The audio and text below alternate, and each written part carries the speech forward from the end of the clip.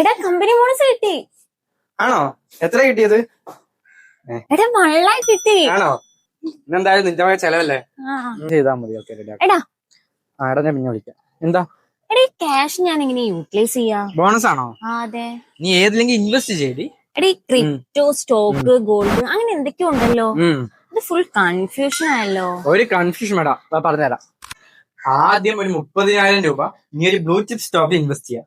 Okay, അതായത് Reliance, TCS പോലുള്ള big കമ്പനീസിന്റെ സ്റ്റോക്കിൽ ഇൻവെസ്റ്റ് ചെയ്യാം. അടുത്ത 30,000 നല്ലൊരു മ്യൂച്വൽ ഫണ്ട് സെലക്ട് ചെയ്യുക, ഇൻവെസ്റ്റ് ചെയ്യാം. പിന്നെ ഒരു 20,000 ഗോൾഡ് അല്ലെങ്കിൽ ഡിജിറ്റൽ ഗോൾഡിൽ ഇൻവെസ്റ്റ് ചെയ്യാം. ഇനി ബാലൻസ് 20,000 രൂപയിലുള്ളത് ഒരു 10,000 റുപ്പീസ് ഒരു ഡെപ്റ്റ് ഫണ്ടിൽ ഇൻവെസ്റ്റ് ചെയ്യാം. അതുപോലെ 10,000 റുപ്പീസ് നിന്റെ ആവശ്യത്തിന് വേണ്ടി സേവിങ്സ് അക്കൗണ്ടിൽ ഇട്ട് വെച്ചോ. സിമ്പിൾ. ഇതുപോലെ നിങ്ങൾക്ക് നിങ്ങളുടെ അമൗണ്ട് സ്മാർട്ട് ആയിട്ട് പ്ലാൻ ചെയ്ത് ഇൻവെസ്റ്റ് ചെയ്യാൻ പറ്റും. വിറ്റാമിൻ സെക്യൂർസ് അതിന് നിങ്ങളെ ഹെൽപ്പ് ചെയ്യും. ഇതുപോലത്തെ കൂടുതൽ ഇൻവെസ്റ്റ്മെന്റ് പ്ലാനെ കുറിച്ച് അറിയാൻ DM ചെയ്യുക.